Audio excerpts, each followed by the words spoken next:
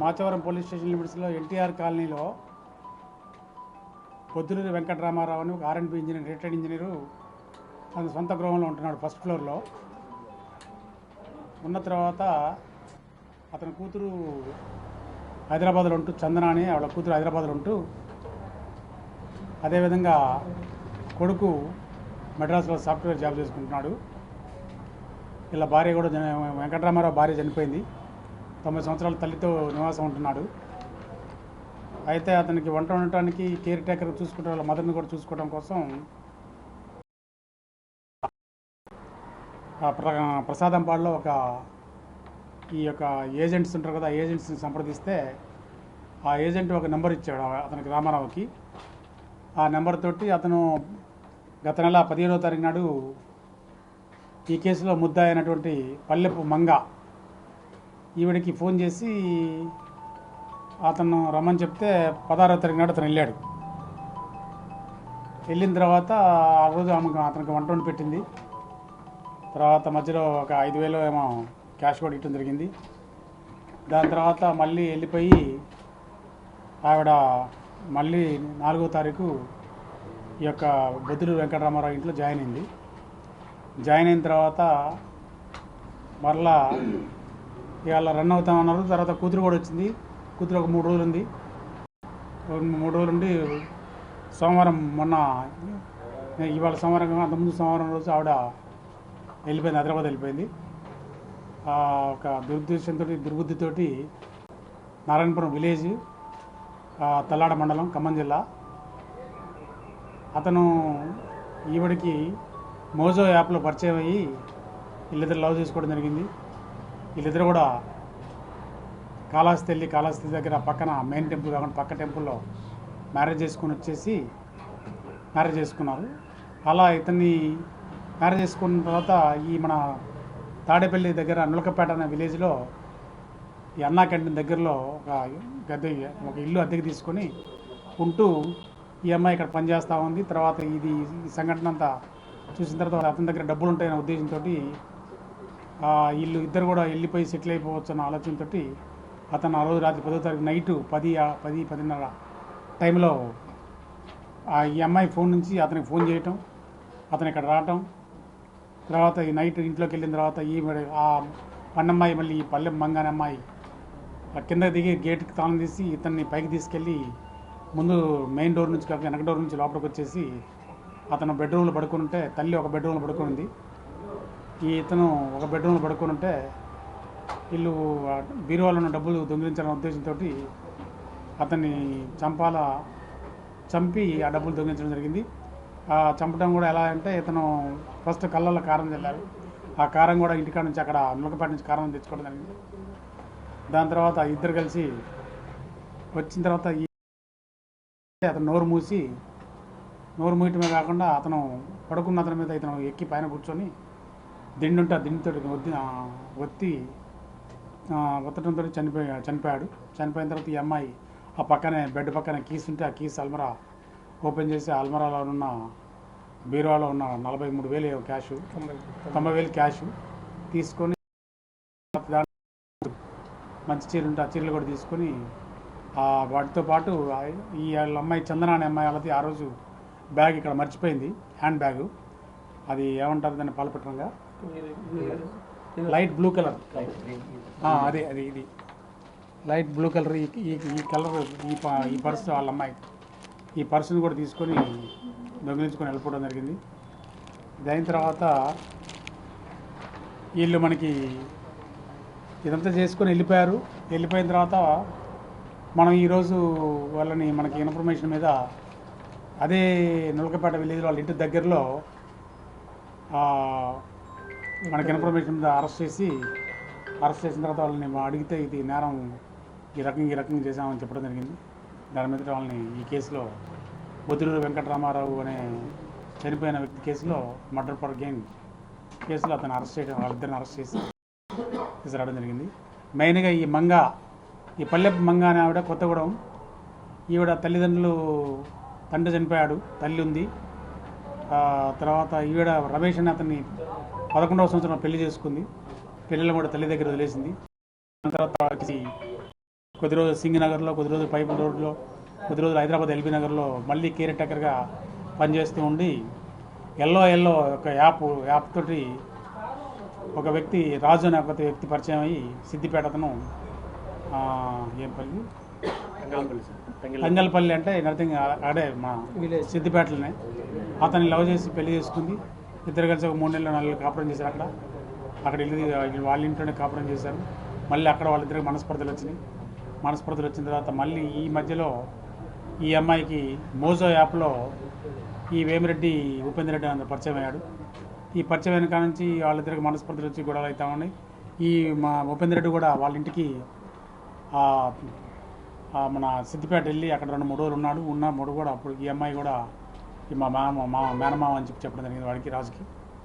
దాని తర్వాత వీళ్ళిద్దరు మళ్ళీ ఇక పెళ్లి చేసుకున్న తర్వాత అక్కడ సిద్దిపేటలో సామాను కూడా తీసుకుని వచ్చేసి ఇక్కడ మన నులకపేటలో అద్దెకి తీసుకుని ఆ అద్దెకి ఉంటూ ఇక్కడ పని చేసుకుంటూ ఈ రకమైన నేరం చేసి ఒక క్లూ తోటే మనం ఈరోజు ఈ కేసుని డిటెక్ట్ చేయగలిగాము. అక్కడ నుంచి మనకి ఆ దగ్గర ఆ పక్కన కెమెరా లేదు, కానీ ముందుకు వచ్చిన తర్వాత వాళ్ళు మర్డర్ చేసిన తర్వాత ఆ సందులో నుంచి డెంటల్ కాలేజ్ జంక్షన్ కాడికి వచ్చి లెఫ్ట్ తిరిగేసి మళ్ళీ ఇక్కడ డెంటల్ జంక్షన్ నుంచి స్ట్రైట్ రోడ్లో వచ్చేసి ఇక్కడ ఎస్బీఐ సాయి మెస్ దగ్గర ఎస్బీఐ ఏటీఎం ఉంది. ఆ ఏటీఎం కాడ ఒక ఆటో లైలా కాలేజ్ కాడ ఎవరన్నా దించేసి వెళ్తా ఉంటే ఒక ఆటోలో వాళ్ళని పిలిస్తే ఆటో వచ్చి మళ్ళీ రిటర్న్ తీసుకొని వచ్చి ఆటోలో ఎక్కేసి వీళ్ళు అక్కడ నుంచి అక్కడికి మన సిద్ధార్థ అకాడమీ పోలీస్ స్టేషన్ నుంచి సిద్ధార్థ అకాడమీ నుంచి మదర్ తెరీసా స్టాచ్యూ నుంచి యూటీకే రెస్టారెంట్ మీ నుంచి మురళీ ఫార్చ్యూన్ నుంచి మళ్ళీ బందర్ రోడ్ ఎక్కి బందర్ రోడ్లో మళ్ళీ టిప్సీ టాప్స్ కాడ యూటర్న్ తీసుకొని బందర్ రోడ్లో పోలీస్ కంట్రోల్ రూమ్ కాడికి వెళ్ళి ఫ్లైఓవర్ ఎక్కేసి వినాయక టెంపుల్ సిద్ధమారు పాదాల నుంచి ప్రకాశం బ్రిడ్జ్ ఎక్కేసి ఒకటి వెళ్ళిపోయి అదే ఆటోలో సేమ్ వెళ్ళిపోయి ఒక 10 నిమిషాలు ఉండేసి ఈ సామానంత బట్టలని సర్దేసుకొని మళ్ళీ అదే ఆటోలో ఎక్కి 12:03కి నులకపేట వాళ్ళ ఇంటికాడ దిగారు. 10 నిమిషాలు వాళ్ళు అక్కడ సామాన్ సర్దుకున్న తర్వాత 12:13కి ఆడ స్టార్ట్ అయ్యి వచ్చారు. ఆడ సీసీ ఫుటేజ్లో పడ్డది. తర్వాత ఈ దారిలో కూడా అక్కడక్కడ మధ్యలో సిటీ ఫుటేజ్లో ఆటో ఈయన కనపడ్డాయి. ఇట్లా మనం ఓన్లీ సాంకేతికతతోటి ఓన్లీ దట్టు సాంకేతికత ఏదే అంటే సీసీ ఫుటేజ్, ఈ సీసీ ఫుటేజ్ తోటి దాని తర్వాత నెంబర్ ఆఫ్ సిమ్స్ మార్చారు. ఆ సెల్ ఫోన్ యొక్క ట్రాకింగ్ తోటి పట్టుకోవడం జరిగింది. తర్వాత మళ్ళీ వీళ్ళు బస్ స్టాండ్కి వచ్చి బస్ స్టాండ్లో మిడిల్ వేలో దిగేసి, అంటే ఇన్ గేట్ అవుట్ గేట్ 2 గేట్లు కాకుండా మధ్యలో ఇంకో దారి ఉంది ఈట్ స్ట్రీట్కి ఆపోజిట్లో. ఆడ ఆటో లోపలికి పోనిచ్చేసి ఆడ దిగిన తర్వాత బస్ స్టాండ్లోకి వచ్చి అప్పటికే బస్సులన్నీ 12 తిరుపతికి వెళ్ళే బస్సులు మనం బస్ స్టాండ్ నుంచి వెళ్ళి అన్నీ వెళ్ళిపోయినాయి. ఎక్కడి నుంచి పైనుంచి వచ్చేది 12:30కి ఒక బస్సు, 12:40కి ఒక బస్సు ఉంటే వాళ్ళు బస్సు ఎక్కేసి నెల్లూరు వెళ్ళారు. మళ్ళీ బస్సులో ఆ బస్ స్టాండ్లో సీసీ ఫుటేజ్ కూడా వచ్చింది. మనకి యొక్క మర్డర్ కేసు ఒకటనే కాదు, మనం రీసెంట్గా మీరు చూసుంటారు పడమట్లో ఒక మర్డర్ కేసు ఆటోనగర్లో అయింది. అది 100% సీసీ ఫుటేజ్ వల్లనే ఈవినింగ్ 6 o'clock తెల్లారి మార్నింగ్ 5:30కి మనిషి డిటెక్టివ్ ముద్దాయిని కూడా పట్టుకొచ్చాము. అదేవిధంగా మన మాచవరం లిమిట్స్లో 20 ఎలక్ట్రికల్ స్కూటర్స్ ఒక సీసీ కెమెరా వలన వాడు ముద్దాయి బండిని తీసుకుని వెళ్తా ఉంటే ఒక సీసీ కెమెరా ఆ దగ్గర లాభం కొద్ది దూరంలో ఉంటే చూస్తే దాన్ని పట్టుకొని ట్రాక్ చేస్తే మొత్తం ముద్దాయిలు దొరికిన 3 ముద్దాయిలు ప్లస్ 20 మోటార్ సైకిల్ రికవర్ అయినాయి. అదేవిధంగా మన నావాటల్కి ఆపోజిట్లో మినర్వా హోటల్లో ఒక లేడీని ఇద్దరు ఒక యాప్లో పరిచయం అయిపోయి ఆ లేడీని ఇద్దరు కూడా పరిచయం అయిపోయి లవ్ చేసుకుని వాడు చీట్ చేసి ఆ అమ్మాయిని లోపల తీసుకెళ్ళిపోయి ఆ అమ్మాయిని ఎంజాయ్ చేద్దామని ఆలోచన చేసి అతను వాడు ఆలోచన ఏరే ఉండి అమ్మాయిని కత్తి చూపించేసి బెదిరించేసి అమ్మాయి వెళ్ళి వసూలు లాక్కెళ్ళాడు. దాన్ని కూడా ట్రాక్ని పట్టుకుని సీసీ ఫుటేజ్ని పట్టుకుని గుంటూరు నుంచి ట్రాక్ చేసుకుని పట్టుకొని వాడిని ఇమీడియట్లీ 2 daysలో అరెస్ట్ చేయడం జరిగింది. ఇంకా ఇలా ఎన్నో సీసీ చైన్ స్నాచింగ్లు కానీ మోటార్ సైకిల్ కానీ యూటీజింగ్లు కానీ ఇలాంటివన్నీ కూడా ఓన్లీ సీసీ కెమెరాల వలననే ఇవన్నీ మనం డిటెక్ట్ అవుతున్నాయి. కాబట్టి ప్రజలందరూ కూడా నా యొక్క విజ్ఞప్తి ఏంటంటే సీసీ కెమెరాలు పెట్టుకోవాలని చెప్పేసి వాళ్ళు మనకి సీసీ కెమెరాల వలన ఈ నేరస్తులు కూడా రౌడీలు కూడా గుండాలు కూడా గంజా బ్యాచ్ కానీ బేడ్ బ్యాచ్ కానీ ఎవడైనా ఒక నేరం చేయాలంటే భయపడిపోతాడు. ఎందుకంటే ఇక్కడ కాకపోతే ఏదో ఒక సీసీ ఫుటేజ్ దొరుకుతాం, తర్వాత మనం కేసులు తిరుగుతాం, మన లైఫ్ స్పాయిల్ అయిపోద్ది అని చెప్పేసి నేరం తగ్గడానికి, నేరం జరగకుండా ఉండటానికి, నేరాలు నిరోధించడానికి కూడా ఈ సీసీ ఫుటేజ్ ఉపయోగపడతాయి. కాబట్టి ప్రతి ఒక్కరు కూడా సీసీ ఫుటేజ్ పెట్టుకోవాలని చెప్పేసి అదేవిధంగా ఈ యొక్క మెయిన్గా ఈ యొక్క నేరంలో ఈ యొక్క మర్డర్ కేసులో ఈ మన శంకర్రావు ఎస్ఐ, శ్రీనివాస్ ఎస్ఐ, తర్వాత వంశీ, తర్వాత మళ్ళీ వీళ్ళ 5గురు చాలా ఎక్సలెంట్ జాబ్ చేశారు. సిపి గారు కూడా చాలా మెచ్చుకున్నాడు. మరి కూడా 5వ రోజు దాంట్లో క్యాష్ రివార్డ్స్ ఇద్దామని ఇచ్చి సత్కరిద్దామని చెప్పారు. కాబట్టి వీళ్ళందరూ కూడా నేను సిపి గారు ఆదేశాల మేరకు నా యొక్క పర్యవేక్షణలో సిఏ గారి యొక్క అండర్ సూపర్వైజేషన్లో మా యొక్క స్టాఫ్ ఈ యొక్క కేసుని immediately in 1 day 1.5 day mostly 1.5 డేలో అంటే ట్రాక్ అయిపోయింది మనకి.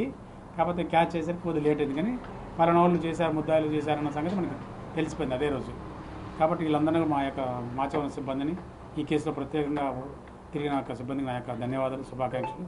కాబట్టి ఇంకా మున్ముందు కూడా ఇట్లనే వర్క్ చేసి ఇంకా మంచి మంచి కేసులు డిటెక్ట్ చేసి, ఇంతకుముందు మనకి ఇక్కడ పైపుల్ రోడ్లోనూ సింగనగర్లో చేశానది, అదేవిధంగా హైదరాబాద్లో ఎల్బీ నగర్లో చేసింది, ఇంకా హైదరాబాద్లో ఇంకేరో చోట కూడా 2-3 చోట్ల చేసింది. ఎక్కడ కూడా ఇలాంటి ఇన్సిడెంట్ ఏమీ లేవు. స్ట్రాంగ్ అనే ఒక బిలీవ్ తోటి వాళ్ళు ఈ యొక్క ఘాతుకానికి పాల్పడ్డారు.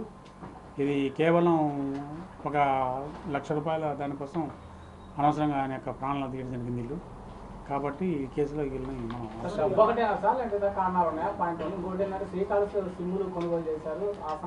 సిమ్ములు కొనుగోలు ఆ సమాచారం కూడా ఇప్పుడు ఉపయోగపడదు మాకు. ఆ సమాచారం నేను ఉపయోగపడదు. ప్రీవియస్గా వీళ్ళు కాళహస్తి వెళ్ళినప్పుడు సిమ్ కొన్నారు. ఆ సిమ్ కొన్నప్పుడు ఇతను కొన్న ఫోన్లు వాడటం లేదు. కొన్ని ఫోన్లు ఇంకొక 70-80 కిలోమీటర్లు 1 అవర్ జర్నీలో కొన్నారు. అట్లా తీసుకొని ఇన్ఫర్మేషన్ తోటి మన వాళ్ళు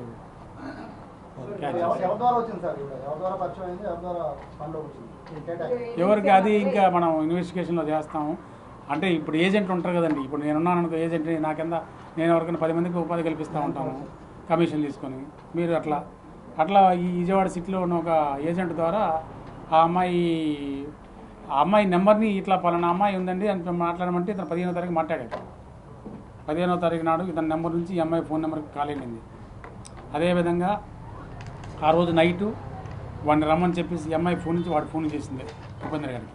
అదే కాకుండా ఇంకోటి ఏంటంటే మాకు తర్వాత వచ్చిన విషయం ఏంటంటే, ఎదురంగా రాగమణి అని ఈ వెంకటరామారావు ఇంటి ఎదురంగా రాగమణి అని ఒక లేడీ, ఒక ఫ్యామిలీ ఉంటారు ఎదురంగిల్లే. ఇట్లా ఇది రోడ్డు అనుకోండి, అవతల పక్క వాళ్ళు ఇతర పక్క కలిపి ఆ ఇంట్లో పాపాయి అని వాళ్ళ అమ్మాయి ఉంది.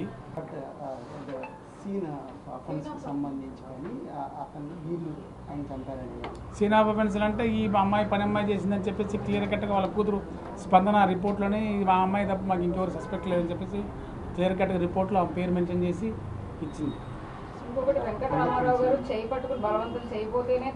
అదంతా